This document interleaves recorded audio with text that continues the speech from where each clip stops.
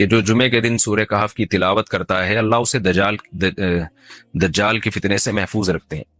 اس کی وجہ کیا ہے کہ دجال کے فتنے میں اور اس میں کیا مناسبت ہے، اس پہ علماء نے بہت کچھ کہا ہے، تو یقینی طور پر اس حکمت کو بیان نہیں کیا جا سکتا، لیکن بہرحال اس کے مضامین ایسے ہیں کہ انسان کو اس سے ایمان میں تقویت ملتی ہے۔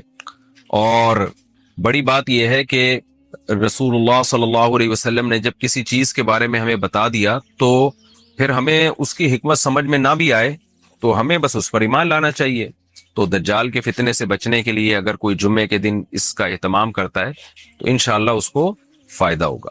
دجال کے فتنے سے بچنے میں سرسری غور سے ایک بڑی حکمت یہ معلوم ہوتی ہے کہ اللہ تعالیٰ نے بڑے بڑے قدرت کے اپنے نمونے دنیا میں دکھائے ہیں، جیسے اس میں خضر علیہ السلام کا واقعہ آئے گا، اصحاب کہف کا واقعہ، ذوالقرنین کا واقعہ، کہ کیسی اللہ نے ان کے ہاتھوں پہ اپنی قدرت کو ظاہر کیا۔ تو یہ اللہ تعالیٰ کے مختلف کام ہیں، یاجوج ماجوج کا تذکرہ بھی آئے گا اس میں۔ تو اس میں ہمیں پتہ چلتا ہے کہ اللہ کی قدرتوں میں بہت بڑی بڑی قدرتیں، اللہ مخلوق سے بھی بعض دفعہ بڑے بڑے کام لے لیتے ہیں۔ تو دجال بھی اللہ کی ایک مخلوق ہوگا، تو وہ اگر بڑے بڑے محیر العقول کام دکھا رہا ہے تو یہ اس کی علامت نہیں ہوگی کہ یہ خدا ہے۔ جیسے ذوالقرنین سے اللہ نے بڑا کام لیا تو وہ خدا تھوڑی بن گئے، اور خضر علیہ السلام کے ذریعے اللہ نے مردے کو زندہ ایک جو ہے نا وہ دیوار کو سیدھا کروا دیا اور تختہ جڑوا دیا، اور کچھ انہوں نے اللہ کے بتانے سے غیب کی خبریں بتا دیں، تو اس سے وہ خدا تو نہیں بن گئے۔ اور جو اس طرح اصحاب کہف کئی سو یعنی 300 سال تک غار میں سوتے رہے، تو اس سے وہ خدا نہیں بن گئے۔ تو ایسے ہی دجال کے جب ہم محیر العقول واقعات دیکھیں گے تو یہ اس کی علامت نہیں ہے کہ یہ خدا ہے، بلکہ اللہ کی مخلوق ہے۔ تو اللہ تعالیٰ نے جیسے پچھلے پیغمبروں میں ایسے واقعات رونما ہوئے اور مقصد لوگوں کی آزمائش تھا، تو دجال بھی لوگوں کی آزمائش ہی کے لیے آئے گا۔ اور بہت ساری حکمتیں ہیں جو علماء نے بیان کی ہیں۔ اچھا، یہ جو جمعے کے دن سورہ کہف پڑھنے کی فضیلت ہے، تو یہ جمعے کی رات کو اگر کوئی پڑھ لے تو بھی یہ فضیلت حاصل ہو جائے گی، تو کیونکہ روایات میں جمعے کی رات کا بھی تذکرہ ملتا ہے اور جمعے کا بھی تذکرہ ملتا ہے۔ الحمدللہ الذی، تمام تعریفیں اس اللہ کے لیے ہیں، انزل علی عبدہ الکتاب، جس نے اپنے بندے پر کتاب کو نازل کیا، ولم یجعل لہ عوجا، اور اس کتاب میں اس نے کوئی کجی نہیں رکھی۔ یہ قرآن کا کمال ہے، آپ الحمد سے لے کے والناس تک پڑھیں، 2 اور 2 4 کی طرح اس کی آیتیں اور اس کے مضامین سمجھ میں آتے ہیں۔ قرآن کے علاوہ کوئی بھی مذہبی کتاب آپ پڑھ لینا تو آپ کو سمجھ میں نہیں آئے گی کہ یہ کیا کہا جا رہا ہے اس میں، اور وہ باتیں نیچر کو اپیل بھی نہیں کریں گی، اور انسان وسوسوں کا شکار ہو جائے گا اور مصیبت میں پڑ جائے گا۔ لیکن قرآن کے دعوے کتنے واضح ہیں، اور دعووں میں تناقض نہیں ہے۔ قرآن نے کہا خدا ایک ہے، ہر جگہ یہی کہا کہ ایک ہے۔ محمد صلی اللہ علیہ وسلم کو کہا کہ نبی ہیں، بشر ہیں نبی ہیں، تو بشریت کو ثابت کیا قرآن نے۔ جہاں نبی صلی اللہ علیہ وسلم سے اوٹ پٹانگ معجزوں کا مطالبہ کیا گیا تو بتا دیا گیا میں بشر ہوں۔ ایک ہی دعویٰ رہا ہے مسلسل شروع سے آخر تک، اور آخری نبی ہونے کا جب دعویٰ کیا گیا تو آخری ہی، یہ نہیں کہ پھر قرآن میں اشارے دے دیے ہوں کہ کوئی اور نبی بھی آئے گا۔ تو تناقض نہیں ہے قرآن میں، نماز کو فرض کیا تو نماز فرض ہے۔ تو یہ جتنے مضامین، پھر اخلاقیات کی جو تعلیم دی وہ تعلیم سیم ہے۔ تو یہ ہے کہ عوج نہیں ہے، بالکل نیچر کو اپیل کرنے والی 2 اور 2 4 کی طرح صاف ستھری باتیں ہیں قرآن مجید میں۔ یہ خود قرآن کا ایک بہت بڑا معجزہ ہے۔ آپ کبھی بھی کسی جھوٹے آدمی کو جب سنیں گے نا، اس کی باتوں میں ٹکراؤ بہت ہوگا۔ میں ایک دفعہ تحقیق کر رہا تھا، یہ منکرین حدیث جو ہیں جنہوں نے کہا دعویٰ کیا کہ حدیث حجت نہیں ہے، تو ہمارے شیخ حضرت مفتی رشید احمد صاحب رحمہ اللہ تعالی نے اصل الفتاوی کی 2 جلد میں ان کے خلاف بہت کچھ لکھا ہے۔ تو اس میں ایک بڑی دلچسپ بات یہ تھی کہ جب یہ منکرین حدیث کا جو بانی ہے نا، پرویز نام تھا اس کا، پورا نام اس وقت ذہن میں نہیں ہے، تو اس کی کتابوں سے حضرت نے تناقض نکالا۔ مفتی رشید احمد صاحب رحمۃ اللہ علیہ نے تناقض کیا نکالا؟ ایک جگہ لکھ رہا ہے کہ حدیث حجت نہیں ہے، دوسری جگہ لکھ رہا ہے کہ حدیث حجت تو ہے لیکن جن ذرائع سے ہم تک پہنچی وہ ذرائع حجت نہیں ہے، اور ایک جگہ لکھ رہا ہے کہ حدیث حجت بھی ہے لیکن صرف نبی صلی اللہ علیہ وسلم کے دور تک کے لیے حجت ہے، ہمیشہ کے لیے حجت نہیں ہے۔ تو ایسے کئی تناقض، تو اس میں حضرت نے لکھا کہ اس سے پتہ چلتا ہے کہ یہ بیچارہ خود اس کو پتہ نہیں ہے کہ یہ اس کا دعویٰ کیا ہے، یعنی اس سے صاف واضح ہوتا ہے کہ ان کا مقصد صرف اور صرف ہمیں اسلام سے ہٹانا ہے، اور حدیث کو مشکوک قرار دے کر، کیونکہ زیادہ تر جو قوانین ہمیں اسلام کے ملتے ہیں وہ تو قرآن میں بہت کم ملتے ہیں، وہ تو احادیث میں ملتے ہیں۔ قرآن تو زیادہ تر عقیدے کی بات کرتا ہے، آخرت کے تصور کو ہماری نظروں میں اجاگر کرتا ہے، اخلاقیات سکھاتا ہے، مسائل، فقہی مسائل، وہ تو زیادہ تر احادیث میں ہے، اسلامی قانون جسے ہم کہتے ہیں۔ تو مقصد اس کا یہ ہے کہ اسلامی قانون سے کسی طرح لوگوں کو ہٹایا جائے، آپ نے ایک اصطلاح سنی ہوگی نا، تصوف، سنا ہے نا یہ لفظ تصوف کا؟ صوفی، تصوف، بہت سے لوگ کہتے ہیں تصوف کچھ بھی نہیں ہوتا، قرآن و حدیث میں کہاں تصوف کا لکھا ہوا ہے۔ یہ تصوف ہے کیا؟ جب اسلامی سلطنتیں دنیا میں پھیلی ہیں تو لوگوں کے لیے دین پہ چلنا آسان ہو گیا اور دین کی مخالفت مشکل ہو گئی، سمجھ رہے؟ کیونکہ ہر جگہ اسلامی حکومت ہے، چوری کرنا مشکل، زنا کا کوئی موقع ہی نہیں ہے، نکاح کرنا آسان، داڑھی رکھنا آسان، نماز پڑھنا آسان۔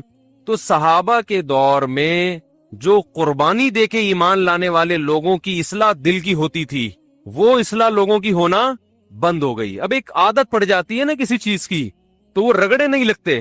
تو صوفیاء کرام نے کیا کیا کہ بھئی مصنوعی مجاہدے کروانا شروع کروائے۔ ہر چیز کا ایک علاج ہوتا ہے نا کہ بھئی یہ عمل کیا جائے گا تو یہ کام ہو جائے گا۔ تو انہوں نے کیا کیا؟ انہوں نے کہا کہ انسان ولی اللہ اس وقت تک نہیں بن سکتا جب تک دو چیزوں کی محبت اس کے دل سے نہیں نکلے گی، اس وقت تک اللہ کی نہیں آ سکتی۔ وہ ہے حب مال اور حب جاہ، یہ دو یاد کر لیں۔ حب مال کا مطلب روکھڑے سے محبت، روکھڑا سمجھتے ہیں؟ پیسے سے محبت۔ اور دوسری چیز ہے جاہ، عزت اور شہرت کی لالچ، بڑا بننے کا شوق۔ بڑا سے مراد ہر محفل میں میری ٹانگ اونچی رہے۔ گناہ تو پہلے سبھی چھوڑا کرتے تھے، سبھی بچتے تھے، لیکن یہ جو دل ہے نا، دل یہ خراب ہونا شروع ہو گیا تھا۔ بہت سے لوگ بظاہر بڑے نیک ہوتے ہیں، لیکن آپ جب پیسوں کے معاملات کرو تو پتہ لگتا ہے کہ اس کے دل میں دولت کی محبت کے پورے پورے گٹر ابل رہے ہیں۔ یہ کہے گا کہ میری کھال چلی جائے مگر میرا پیسہ نہ جائے۔ تو صوفیاء کرام اس کی کوشش کرتے تھے، جیسے میڈیکل سائنس میں ڈاکٹرز ہوتے ہیں نا، پہلے تو ڈاکٹر نہیں ہوا کرتے تھے، یعنی یہ میڈیکل سائنس نے اتنی ترقی نہیں کی تھی، ڈاکٹر تو ہمیشہ سے حکیم ہوتے تھے پہلے۔ لیکن اب کیا ہے کہ بہت سارے تجربوں کے بعد دوائیں ایجاد ہو گئیں، بھئی دماغی طاقت کے لیے، یہ فلانی بیماری کے لیے۔ ابھی کرونے کے تجربے سے گزر رہے، تب ہو سکتا ہے اگلے سال کوئی دوا ایجاد ہو جائے، لیکن وہ ایجاد ہونے میں بھی کئی لوگوں کے تجربے ہوں گے پہلے۔ تو ایسے ہی باطن کی اصلاح کے لیے اہل اللہ نے کیا کیا کہ انہوں نے کہا کہ بھئی یہ ظاہری طور پر تو نیک بن جاتے ہیں، نماز پڑھ لیتے ہیں، زکوٰۃ بھی دے لیتے ہیں، اور جو ٹوٹے پھوٹے شریعت کے احکام ہیں وہ بھی کر لیتے ہیں، لیکن اندر سے معاملہ کیا ہو رہا ہے؟ خراب۔ اور اسلام نام ہے ظاہر اور باطن۔ یہ جو 6 فٹ کا 5.5 فٹ کی باڈی ہے، اس کو بھی ٹھیک کرو، اور اندر سے دل کو بھی ٹھیک کرو۔ اور اس باڈی کے اور اندر کے دل کے ٹھیک ہونے میں فرق کیا ہے؟ اوپر سے باڈی صرف ٹھیک ہو جائے نا، اندر سے حساب ٹھیک نہ ہو، سکون تو ملے گا ہی نہیں، سوال ہی پیدا نہیں ہوتا۔ اور باڈی بھی ہر وقت اس بات کا امکان رہے گا کوئی غلط کام شروع کر دے۔ اور اندر کے سیٹ اپ کو درست کر لیا نا، تو ایسے ہے جیسے GHQ پہ قبضہ ہو گیا۔ بھائی جب بغاوت ہوتی ہے، مارشاء اللہ آتا ہے، فوج کے اقتدار سنبھالتی ہے، تو سب سے پہلے کہاں قبضہ ہوتا ہے؟ یعنی سارا کنٹرول GHQ کا آ جاتا ہے نا۔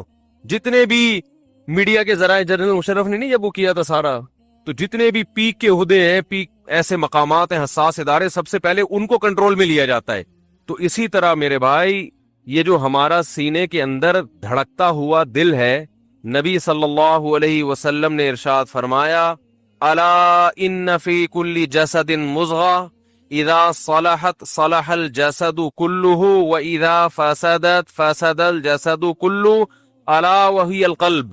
فرمایا خبردار سنو، ہر شخص کے سینے میں ایک چھوٹا سا گوشت کا ٹکڑا ہے، چھوٹا سا ٹکڑا ہے، لیکن وہ ایسا قیمتی ہے کہ جب وہ صحیح ہو جائے تو پوری باڈی صحیح ہو جاتی ہے، جب وہ خراب ہو جائے تو پورا جسم خراب۔ دیکھو یہ مادی اعتبار سے بھی ہے، روحانی اعتبار سے بھی، ظاہری اعتبار سے بھی۔ اگر آپ کی صحت خراب ہونا جب شروع ہوتی ہے تو سب سے پہلے کہاں سے پتہ چلتا ہے؟ دل سب سے پہلے بوڑھا ہوتا ہے، اس کے بعد آہستہ آہستہ باقی ساری چیزیں خراب ہوتی ہیں۔ کہتے ہیں نا دل گھبرا جاتا ہے جلدی، دل صحیح نبض چیک کی تو وہ 100 تک بھاگ ہی جا رہا ہے، نبض دھڑک رہی ہوتی ہے لوگوں کی۔ میں حیران ہوتا ہوں، کسی کی 92، جوان لوگوں کی، کوئی 90 پہ آیا ہوا ہے، کوئی 92 پہ آیا ہوا ہے، کوئی 80-85 پہ آیا ہوا ہے۔ جوان آدمی کی جو نبض ہے نا، وہ 72 سے جتنا اوپر ہوگی تو اس کا مطلب دل کی سیٹنگ کیا ہے؟ میں یہ نہیں کہہ رہا بیمار ہیں، لیکن سیٹنگ معیاری نہیں، 72 بہت، اور جتنا کم ہوگی اس کا مطلب کیا ہے؟ دل کیا ہے؟ بول لو نا کیا جا رہا ہے؟ خاندانی. بھائی آپ اپنی نا نفس تمیز سے کسی وقت بیٹھ کے چیک کرنا کتنی دھڑک رہی ہے. تو 72 سے اگر کم ہے تو اس کا مطلب ایک تو بیماری کی وجہ سے کم ہو جائے بلڈ پریشر لو، وہ نہیں، نارمل کنڈیشن میں. میں بھی ایک ایتھلیٹ سے ملا ہوں، اس کی نبض کے 55 ہے، 55. اس کا مطلب پتہ ہے کیا ہوتا ہے؟ اس کا مطلب یہ ہوتا ہے کہ آپ کے دل کو بلڈ کو سرکولیٹ کرنے کے لیے ورکنگ کم کرنا پڑ رہی ہے. تھوڑی سی ورکنگ میں کام 72 والا ہو رہا ہے. ارے جس کا دل 55 دفعہ دھڑک رہا ہے بلڈ پریشر لو ہونے کی وجہ سے نہیں، ویسے ہی، تو اس کا مطلب ہے وہ 55 دفعہ دھڑک کے وہ کام کر رہا ہے جو ایک نارمل آدمی کا اس کام کو کرنے کے لیے 72 دفعہ دھڑکنا پڑتا ہے. نہیں آ رہی بات میرا خیال ہے. تو اس کا مطلب صحت مند کس کا ہے؟ 55 والے کا، 72 والے کا؟ 55 والے کا. سمجھتے ہو کہ نہیں سمجھتے ہو؟ تو 55 تو خیر بہت ہی کوئی دنیا میں چند ایک لوگوں کا ہی ہوگا، لیکن 65 70 ہٹو بچوں ہے. اچھا یہ بات آئی گئی ہے تو یہ ہوتا کیسے ہے؟ اس کو سیٹنگ پہ لائیں گے کیسے؟ یہ آتا ہے جاگنگ سے اور ایکسرسائز سے. دل کو دھڑکائیں، خوب ورزش کریں، اسٹیمنا بڑھائیں اپنا، تو یہ انشاءاللہ آہستہ آہستہ کس پہ آ جائے گا؟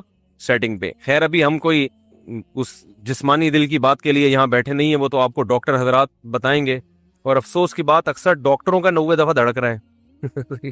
ڈاکٹر صحت کے نسخے بتاتے تو ہیں مگر خود عمل نہیں کرتے. بتا رہے ہوں گے سگریٹ پینا صحت کے لیے نقصان دہ، اور آپ